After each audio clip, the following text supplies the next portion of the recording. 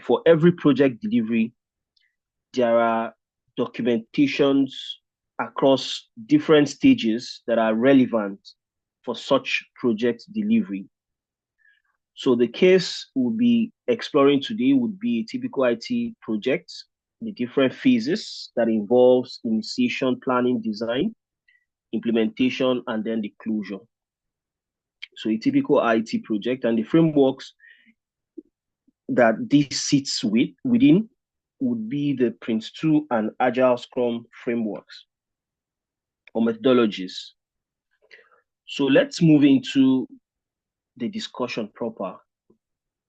Now, for initiation phase, of course, before now, you understand that initiation phase is that particular phase that defines the project idea and decides if it's worth doing.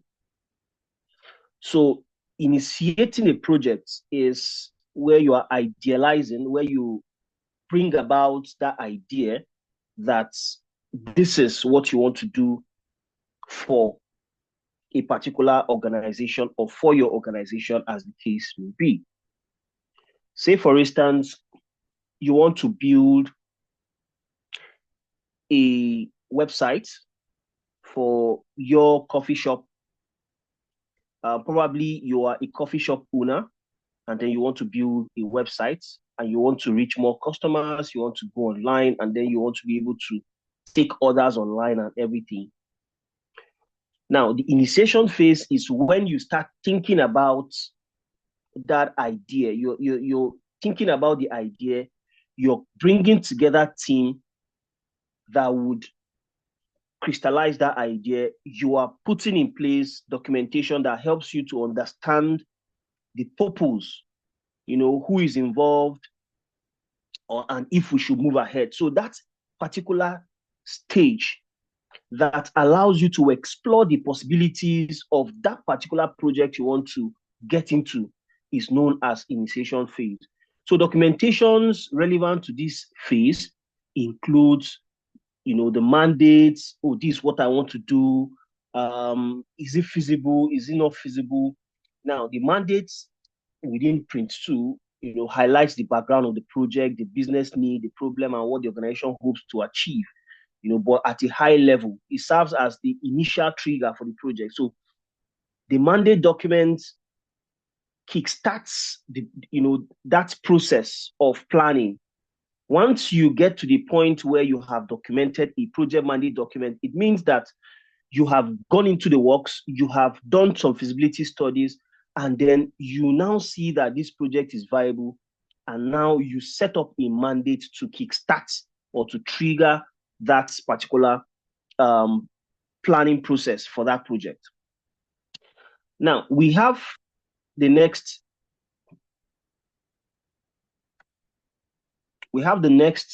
slide called the proposal document.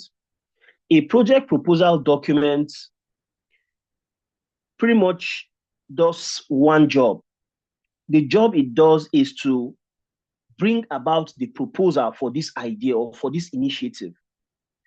Now, if a proposal is rejected, you wouldn't go ahead to document a mandate. A proposal is that initial document that allows the team to request to start the project officially.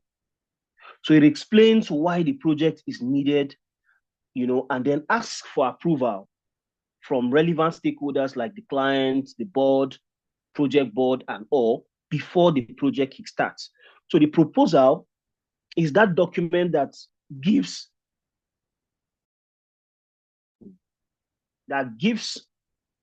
the stakeholders, or that gives the project team the opportunity to seek approval for this particular initiative that you want to go into.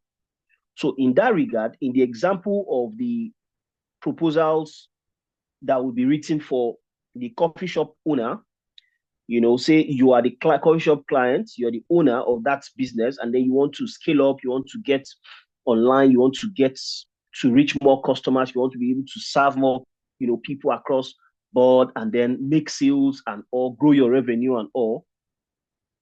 For a proposal, the project team would have gone into the works, done some visibility studies, check competitive strength of your business compared to other businesses, try to see that your idea about that website is viable and that the country supports it, where you are operating, the law supports it, they would assess the political, economic, social, and legal implications of that project. And if all these things check out, then they are able to crystallize into a document called the proposal. So the proposal, you would find within the proposal, oh, this is why you need this project. This is the idea behind the project. This is the high level budget for this project. This is, the background to the project. This is what we intend to achieve. All right. So you get a picture of what it is the project aims to solve by your proposal document.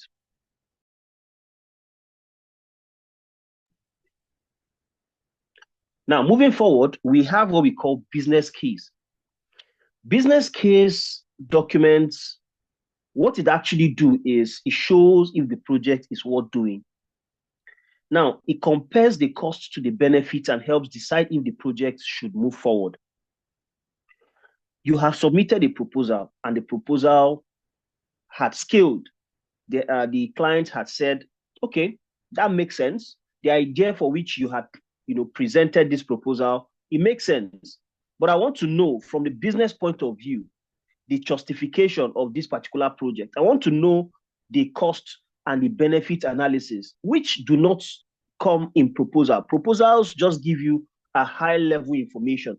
But a business case document must give a justification, a clear justification with roadmaps, a clear trajectory of how this project would rake in revenue.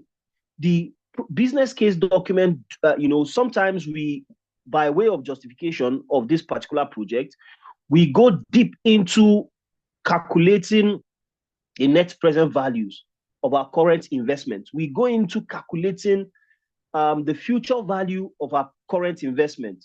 So we try to understand what the investment as at today would result in as at tomorrow and next, or as at in 10 years' time, or 2 years' time, or 3 years' time. We want to project into the future and find out if the project we are doing today is worth doing. So that's one of the major reasons why business case is documented. It provides justification for the project. So it tries to know if the project is worth doing or not by way of analysis, cost benefit analysis, largely that presents the client with this bigger picture of what their monies would be deployed into and how their monies would return back to them. Now, the next is the project charter. A project charter is also very similar to a project mandate document. Now, in some instances, you find a charter and not mandate, and in some instances, you find a project mandate and not charter. So what it does, basically, just like mandate, it is a document that gives permission to start the project. So it triggers the start of a project. So it shows the big picture, like the goals, the risks, and who is in charge. So it gives you an idea of what the goal of this project is about, what the risk or the risks are about, who is in charge, what is the gap we are trying to fill, what are the specific objectives we're trying to achieve at the end of the day. So this document, like I mentioned, is that document that triggers the start of a project. So once we had done our due diligence, we had done some feasibility and viability studies, we have ascertained that this project is viable and this project is justifiable and this project had gone through the approval process, we can now trigger the start of the project by way of a project charter, or alternatively, we can trigger it by way of a project mandate document. Now, SWOT and competitive analysis. recall, I was making reference to the fact that before you trigger a start of a project, it is important to conduct competitive analysis to know if the project is viable. So you want to know who your competitors are, if you are able to stand a chance in the market. You want to be able to know how your competitors are playing in that market. You want to be able to understand if you stand a chance. So it's a way to check what's good, bad, and challenging. So you are not just going into this market without knowing if the market is viable. You're not trying to go online and trying to serve more customers. In the case of the example I used earlier, you want to know how many players are online. What are they doing currently? What can you do extra that they are not doing? You want to see the gap. You want to be able to close the gap so that by the time you launch out, you would find that customers would not only be able to jump on your platform because of its uniqueness, they will be able to jump on your platform, one, because of its uniqueness, and secondly, because you have done your work, your due diligence by checking what works and what doesn't work in the market. So it will help you to stand out. But by the time you do not stand out, by way of you do not do your competitive analysis, you do not compare the strengths and weaknesses to the opportunities and threats out there, you do not stand a very good chance of playing in that industry and getting the objectives you are set, getting them smashed. You are unable to achieve all this.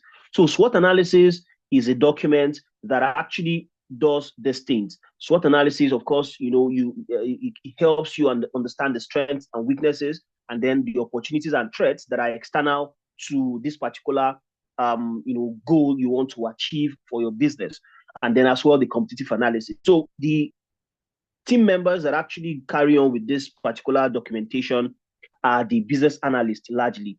They are the guys that do the competitive analysis and SWOT analysis. Of course, the project managers in some instances assist in this activity, but largely the business analysts are the guys who do the comparison, who try to understand the market viability and then report back to the relevant stakeholder. So, of course, it helps to decide if the project makes sense. So if you had conducted a SWOT analysis and then you find that your strengths and your weaknesses, that your weaknesses outweigh your strengths and that there are no opportunities in the market, you shouldn't venture into such business. But if you understand that your strengths as a business currently outweighs your weaknesses now, and that there are opportunities your strengths can achieve in the market, there are threats, of course, targeting towards your business, but that your business is able to navigate those sort of threats from competitors. Your business is enough to navigate those sort of threats, and then you can go into such venture or project. Now, Stakeholder Register. Stakeholder Register is a document that lists the people who are directly or indirectly impacted by the project. So it helps us to keep everyone informed and involved. This document is very important, especially when we want to identify those who are involved directly or indirectly in this particular project. Now, you have done your feasibility and viability studies, competitive analysis, SWOT analysis, had written your proposal, it had scaled through your justification, excellent, the business is viable, right? You can then go ahead, document your project charter or your project mandate document that crystallizes or that puts these activities in one read, right? That helps you to understand the goal and the objective of the project. Now, documenting the stakeholder register can then begin at that point where you then identify who would be directly or indirectly impacted. The customers, you identify your customers, you identify the admin users who will be interacting with this solution, you identify the project team members who will be directly involved in delivering this project from start to finish, the project managers, the business analysts, the software testers, the developers, you're identifying the clients. Do we have clients that are, our clients, do we have direct investors? Do we not have investors? Do we have vendors that will be supplying us coffee that we want to be able to interact with this system? So we are identifying all the persons involved. including the customers that would interact with this solution at the end of the day and place order online. You'll be highlighting all these guys or stakeholders, as we call them, on a stakeholder register. The essence is we want to be able to understand the interaction or the way, the way and manner we should interact and engage with these stakeholders per time. For instance, project team members, the way we interact with project team members will be different from the way we interact with clients. So the level of the frequency of interacting with project team members will be often during project delivery. But the way we interact with the client would not be often, because the client would be interested more in the outcomes of the project rather than the on the job, delivery. So that's one of the essence of this, having to document your stakeholders register, so that you know how to keep everyone informed and involved. You know when to involve the stakeholders, you know when to inform them, you know how to keep them satisfied, you know how to keep them engaged, and at the end of the day, the project will sail smoothly. Now, that's about it for the initiation phase. Do we have a question at this point before we proceed into the planning phase?